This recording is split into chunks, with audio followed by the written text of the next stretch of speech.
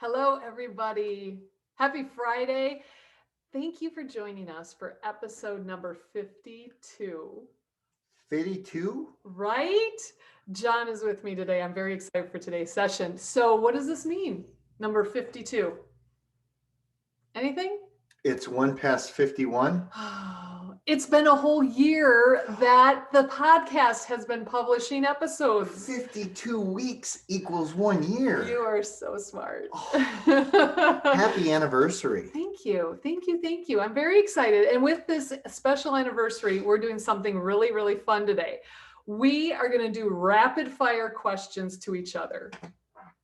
I know. Yeah, at the end of this day, we hope we're still Married? married. Oh, no. We're ready. Ready? We're going to jump right in. You ready? I'm going to right. rapid fire. We're just going to take turns. You then me, you then me. And this is just a way for, people to get to know us and me to get to know you. After 27 years of genuinely marriage. nervous. I am very nervous. So yeah. All right. Well, let's try this. Okay, I got an easy one to start off. Okay. Ready? Question number 1. Who is your favorite Disney prince? Prince. I could have answered like princess better. No, I figured. My favorite Disney prince. Yeah. You know what? I'm going to stay with Beauty and the Beast. Your favorite prince is? The Beast. Do you even know his name? I don't. It's the Beast. Yeah. No, I don't know. Okay. I don't know. But I do like him because even when everything was bad, he still found good. I mean, he did a lot of searching. Okay. I like it. I like it. Okay. All right. I'll give that to you. All right. Here's my question to you. Okay. This is nerve-wracking. It is. It is. What's the scariest thing that you ever did or have had happen to you? The scariest thing I ever did was piloting an airplane. Okay. And I'm realizing more and more Right. how scary that was because my husband loves to watch the crash TV shows. Air disasters. Yeah. Okay. So I'm realizing more and more what I did not know when I was flying. But when I was flying, there were 2 incidents in particular. One was when I was landing an airplane one day. It was like a bouncy ball. You know how when you throw a bouncy ball and then suddenly it like pops up higher than you threw it? That was me landing the airplane that day. That was scary. Another one was when I was flying a tail dragger, which means the tail is lower than the front. So you can't really see what's in front of you until you get flying. I crashed the runway marker, which means I totally demolished the wing. What's it called? The wing strut? Is that right? Yep. Yeah, the piece of metal that holds the wing up. Yeah, totally demolished that. Totally demolished the airport or air. What is it? Is it a runway marker? I don't even know the names. Yeah, that was. Oh, but my instructor was with me. that is so bad. That yeah, and then so one bad. day we went up and we stalled the airplane. That means you literally have 0 miles an hour going when you're straight up and down in the sky, and it goes into a stall spin. Yeah, that was good. Okay. But anyway, that's a usual maneuver though. You have to have those. okay, and I wasn't alone. My instructor was with me, but it was scary. Can I get nerdy for a moment? You can get nerdy. Okay, on a stall, it means there's an unstable air and it causes the aircraft to kind of flip, right? Which is a spin. A spin, and then you like literally go down. I do know the best way to recover. Now, come on, this is what I want to talk about. Because I did it. How about the only way to recover? This is what I did. I closed my eyes and let go of everything and freaked out. And that was because it's self-corrected. So the only way to come out of a spin is that you let the aircraft go. You take your hands off the yoke and let the aircraft right itself. It corrected itself. Here's my lesson. Sometimes in life, that's the best thing that we can do in situations. You're good. When we want to try to over control it or overcompensate or go against it, we can cause more damage. Sometimes you got to let your hands off the wheel and let it work itself out. That's when I was in flight school, that's what I learned too, is that, you know what, sometimes you got to stop trying to control it. Yep. Just let it go. Let it happen, work itself out. Okay. That was extra there. That was some value add. You're awesome. Okay. My next question. What has been your most embarrassing moment in life? When you live a life like me, you're walking. I mean, every day tends to be some embarrassment. Oh my gosh. These Honey, are hard. That honey, one's this hard. one's hard, but we've known each other for a really, really long time. And I bet if I asked you the question, what's been one of my most embarrassing moments? My embarrassing moment. You're not flipping the question on me. No. This is My you. embarrassment. Yeah, you answer it. I'm gonna say an embarrassing moment was when I got it.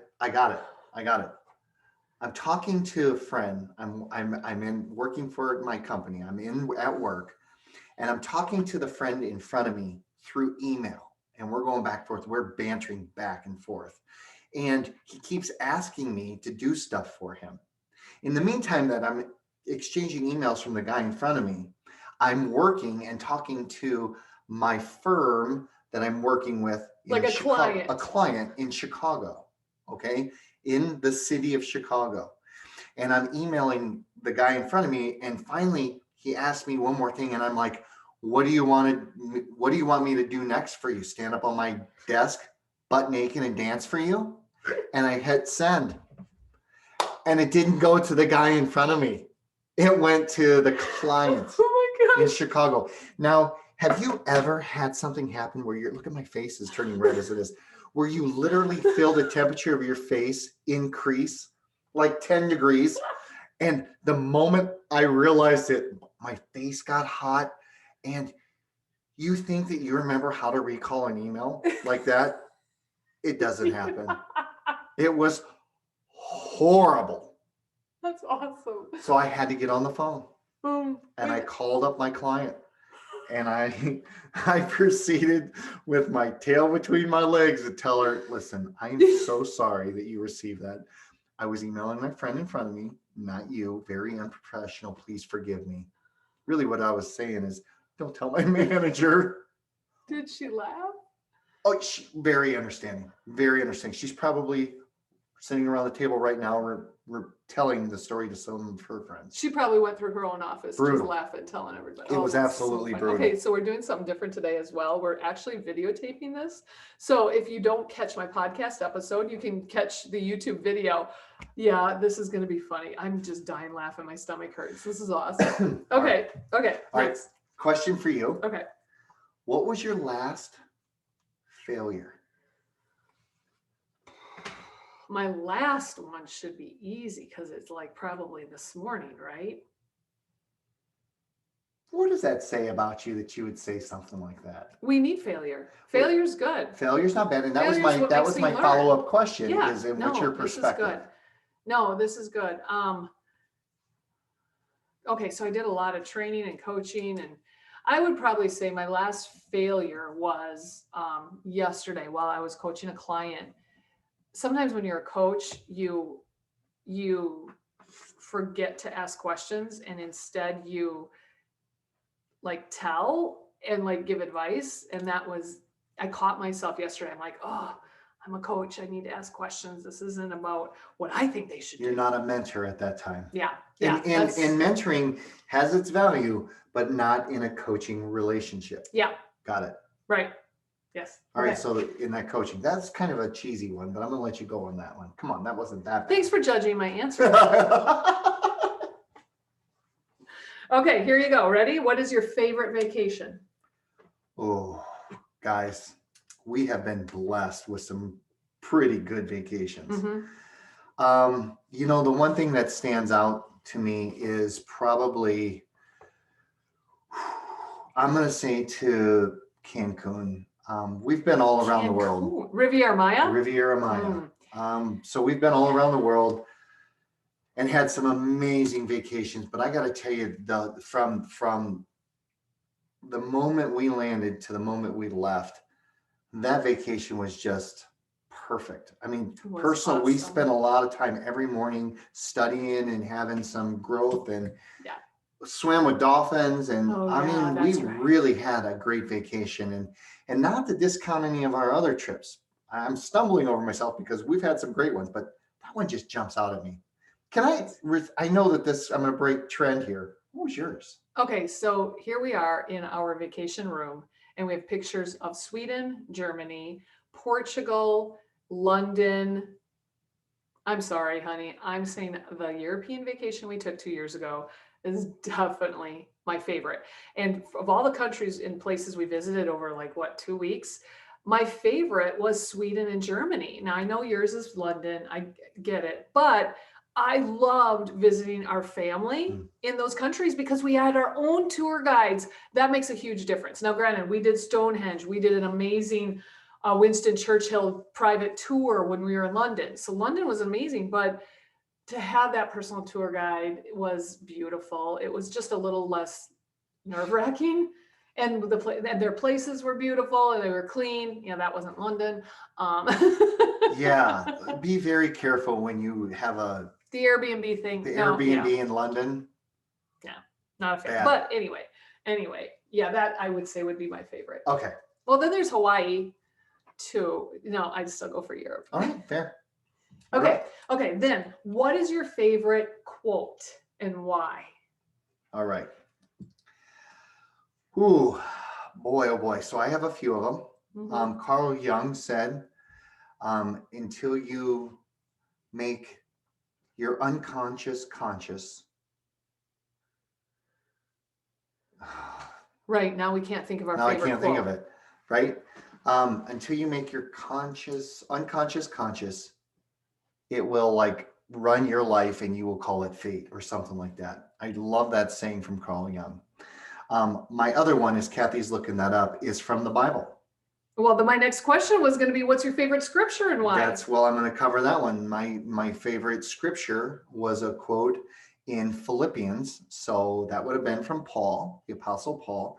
And it's Philippians 2:3. And it says, do nothing out of selfish ambition or vain conceit, but in all things consider others better than yourself. Meaning, be a servant leader. My life was created to serve others. And so I love that one. Okay, here's the Carl Jung quote. Until you make your unconscious conscious, it will direct your life and you will call it fate. I love that. Yeah, that was deep. I got to like read that slowly to comprehend that totally. That's good. And then I would be doing an injustice if I didn't quote my favorite person ever. And that is Winston Churchill. And he says that something like my. Do you want me to find it? Yeah. Something like my favorite, what I like best in life is very easy. I'm happily satisfied with the very best. Oh, wow. Yeah. That is you to a T. There's nothing mediocre in his taste. Yeah. The greatest lesson. No, that's not it. Since my favorite things are very simple, I'm happily satisfied with the very best. Yes. Yes, you are. I love Winston Churchill. Okay. I have one more question for you, but Okay. I'll let you ask me. All right. So now I'm going to get a little bit deeper. All right. Ready for this? I mean, this is a philosophical question. The last words out of your mouth would be what? Love you. Love you? I'm going to cry just thinking about that. Yeah. Then how important is it to make sure that you share those words away from that situation? Every time, okay, so here's a backstory.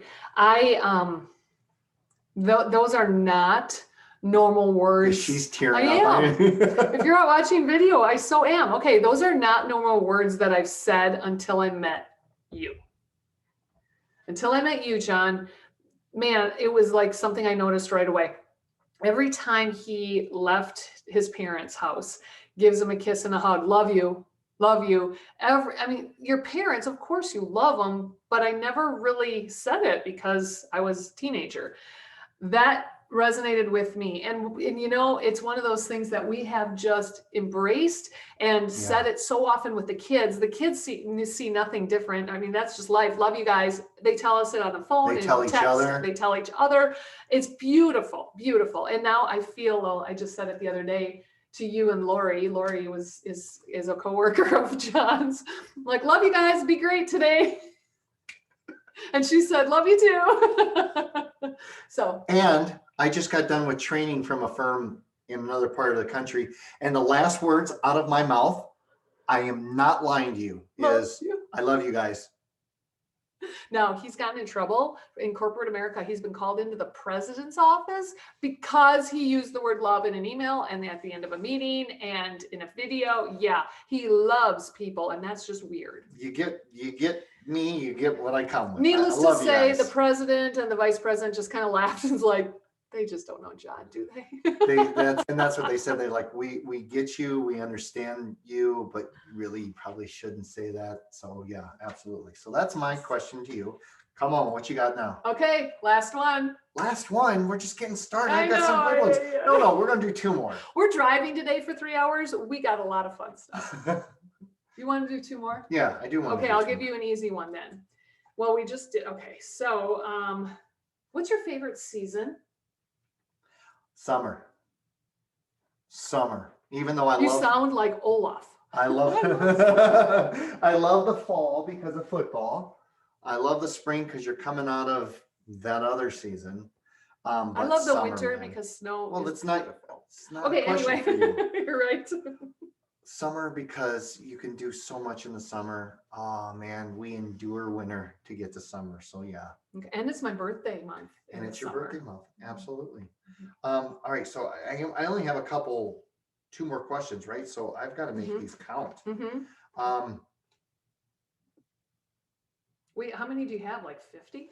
Here, you ready for this one? I am. You find a lamp and you rub it and a genie comes out and he says, not 3, but 1 wish. You get 1 wish. What would it be? Can I wish for more wishes? No, Aladdin told you can't. 1 wish. Kitchenate on me. No, I hate these questions. Well, it's not going to be easy. Because part of me says, I want to wish for just a lot of money. So that's all right. Right. Then I don't, but money brings but options. Now I got to think deeper. I got to think like philosophical and just what comes to your mind. Don't make this tough. What comes to my mind is I wish my family makes it to heaven. We all meet again in heaven. That's what comes to mind besides money. And money would be good. And money would be good too. Okay, acceptable. Absolutely. Okay, last question for you. You ready? Yes. How did cancer change you? Wow. And I can ask this with a smile on my face because physically it's gone. It is gone. But how did it change you? So anytime, and we've all experienced like life-changing events, anytime that we have that, we help recalibrate our priorities, what's important to us.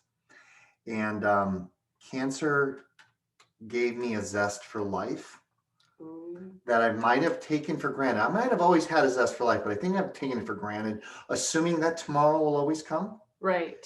And having cancer, although I don't ever feel that my life was in jeopardy in my cancer, cancer's bad regardless. But I now look at sunsets and sunrises with an entirely different scope. You do get kind of nerdy about it, like very intentional at night to get on the deck and see the sunrise or sunset. I will purposely go out there and sit in my chair and watch my favorite movie of the day. And that's that sunset, because I don't ever want to take those for granted. Tomorrow's not guaranteed. And so when that sun comes up, I tell God, this is a great show. This was a good one, the best one yet. And so, yeah, that's what I think. Good. That's good. That's what mine is. Okay. All right. You ready for this one? Yes. You leave the house to never come back into it. And you get to grab one thing in this house. One thing. What's the one thing you grab? I used to think about this a lot when I was little. And my answer when I was younger was my blue blankie. Right? But it helps me sleep good. It goes under my neck. It's perfect. No. There's one purpose for the blue blankie. And you and I both know it. It's to catch my drool. It's to wipe up that drool. For 27 years, I've watched this woman wake up and I'll say good morning. And normally the first words out of her mouth is...